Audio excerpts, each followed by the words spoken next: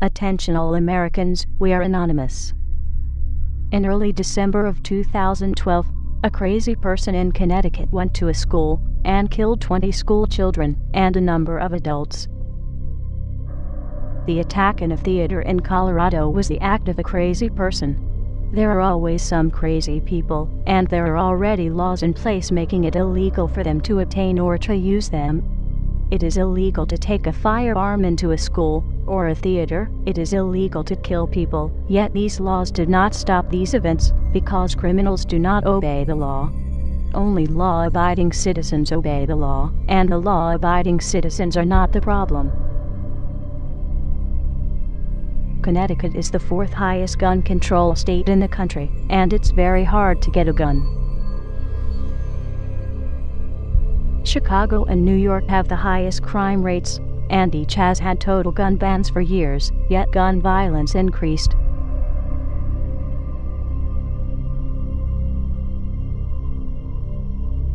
Mexico has a total gun ban for all citizens, but in the last 3 years, more than 55,000 people have been killed by guns because only the drug cartels and criminal government have them.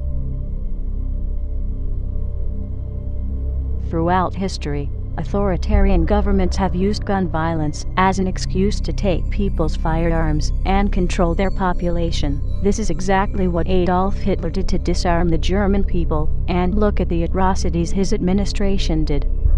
Obama has been working hard to try and ban all semi-automatic weapons and shotguns, while at the same time increasing the weapons and firepower that police and government agencies have.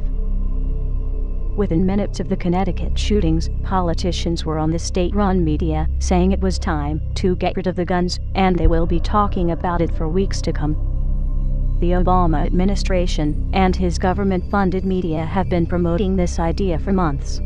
Every time there is a shooting performed by a crazy person, the media talks about it non-stop for weeks or months.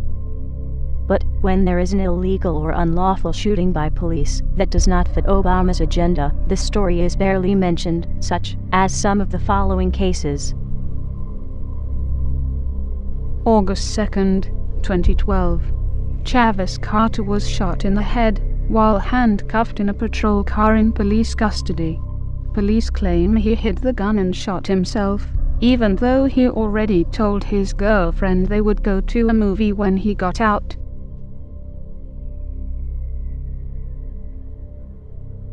January 2009. Bart police officer Johannes Messel shoots and kills a handcuffed, restrained, unarmed man, while multiple other police officers are around.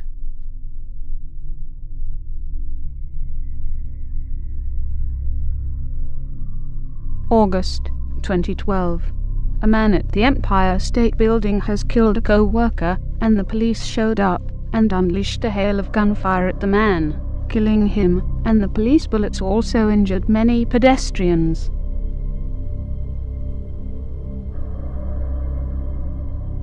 July 2012. Some protesters demand answers from police about why they shot a man in the back. The police responded on the crowd of protesters that had many children under the age of 10, with rubber bullets and attack dogs.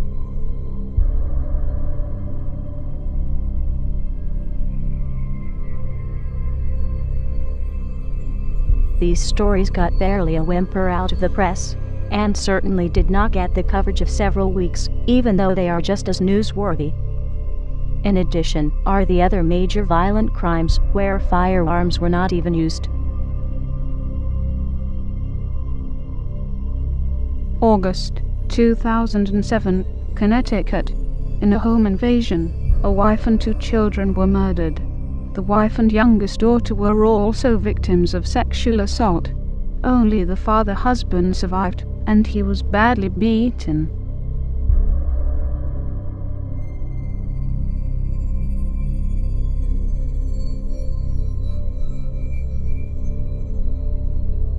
October 2012. A mother and her 2 children were brutally murdered in California home. The suspect did not choose a firearm.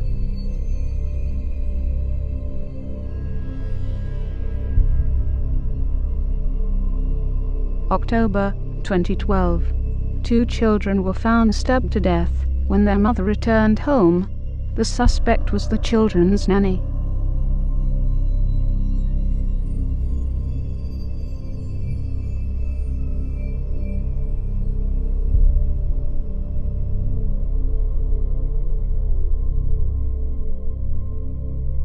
September 2012. Siblings' throat slit by intruder.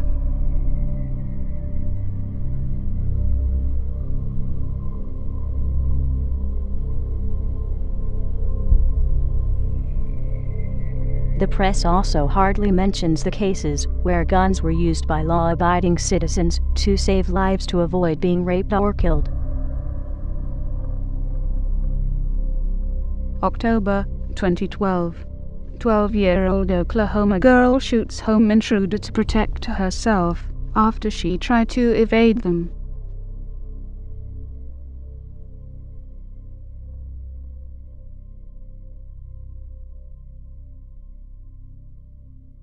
January 2012. 14-year-old boy kills intruder when a gang of 4 men break into his house, where he was alone with his 17-year-old sister.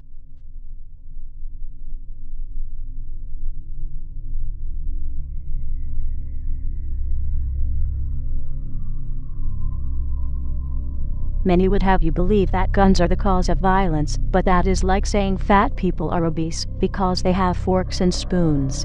It is caused by the person that commits the acts, not the instrument they used. If guns were the cause of the violence, then the police would be committing more violence with guns and would need disarmed instead of being more heavily armed.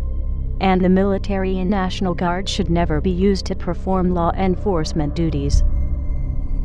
Other Anons and many other people, including Alex Jones and many others, have provided lots of evidence over the years to these facts.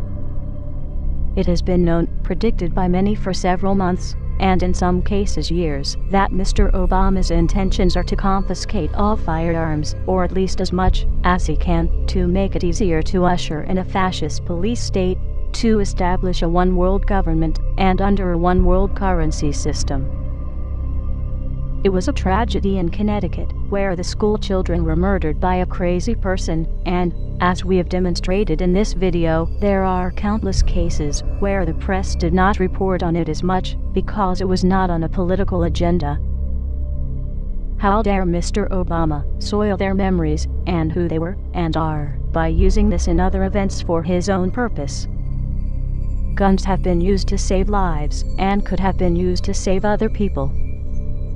Mr. Obama would have you believe that guns are the cause of these crimes that CNN, Fox, and the rest of mainstream media talk about so much, but it is hardly mentioned when the crimes are committed by authorities that are ever increasingly armed.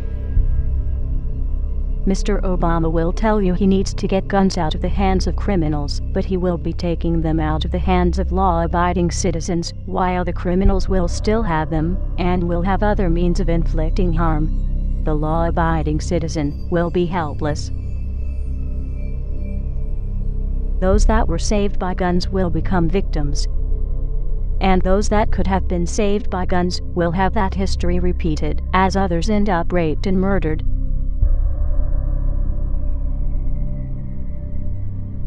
Mr. Obama, the Second Amendment of the U.S. Constitution does not talk about an army that is covered elsewhere in the Constitution.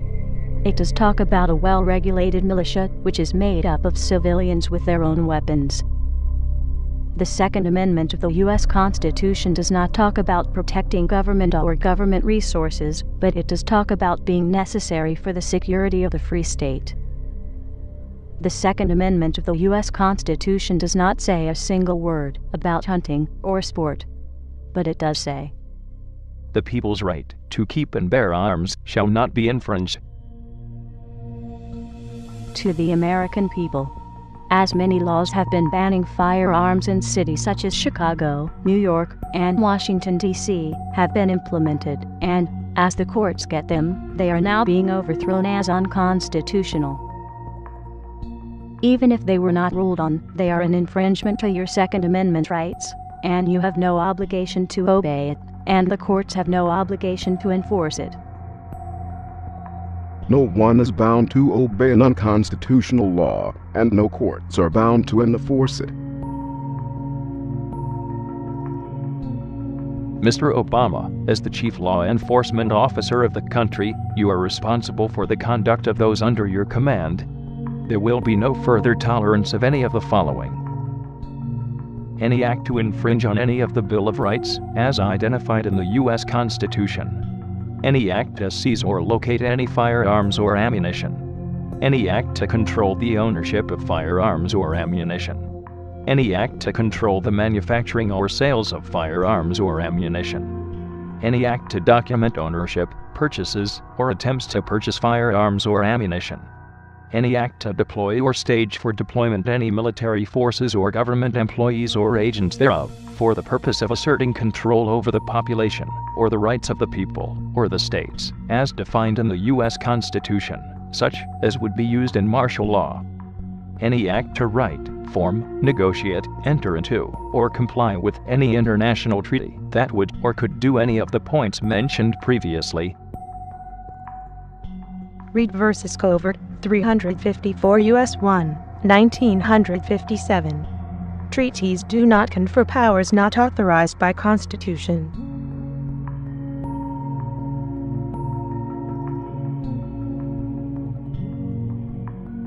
Any action taken by you to attempt to perform those acts, or similar acts, as interpreted by the American people, or any attempt by you to skirt your responsibility to the true office of the presidency, will be viewed by many people as your willful act of insurrection and treason against the American people, as those acts would be willful disregard of your oath of office. Any further attempt by you, your administration, law enforcement, or those under authority of the presidency to perform or assist in performance with any body attempting such acts will be viewed by many people as your willful act of insurrection and treason against the American people, as those acts would be willful disregard of your oath of office. Any further attempt by you, your administration, law enforcement, or those under authority of the presidency to do any of those acts mentioned, or anything similar, will be viewed by many people as your willful act of insurrection and treason against the American people, as those acts would be willful disregard of your oath of office. Upon such acts, it is the responsibility of the Vice President and Cabinet members to immediately exercise their authority under the 25th Amendment of the U.S. Constitution to remove you from office. Failure of such act may be viewed as an act of insurrection and treason by the Vice President and Cabinet members, as such failure would be willful disregard of each of their oath of office. Upon failure of the Vice President and Cabinet members to perform such duty of your removal, it then falls on Congress to immediately force your removal by legal means. Failure of any member of Congress to perform such duty, or to hinder it in any way, will be viewed by many people as an act of insurrection and treason against the American people, as such failure would be willful disregard of each person's oath of office. Upon failure of the Congress to perform such duty, it will be the responsibility upon the United States Supreme Court for failure to act in past or present to rectify said situation, and as such will be viewed by many people as an act of insurrection and treason against the American people, as such failure would be willful disregard of each Supreme Court justice's oath of office. Upon failure of all the aforementioned bodies to perform such duty, it will be the authority and duty of any and all members of the United States Armed Forces to remove the President, Vice President, Cabinet members, and members of Congress, and the U.S. Supreme Court justices from power by military force. Failure by all military members to perform such duties will constitute as an act of civil war against the American people by said authorities. This video has links to other sources. This is for news and education reasons, and so falls under fair use. But no doubt, some people will try and have it removed. Download it and re-upload it, or pass it along. Let the truth be known. We are anonymous. We do not forgive. We do not forget.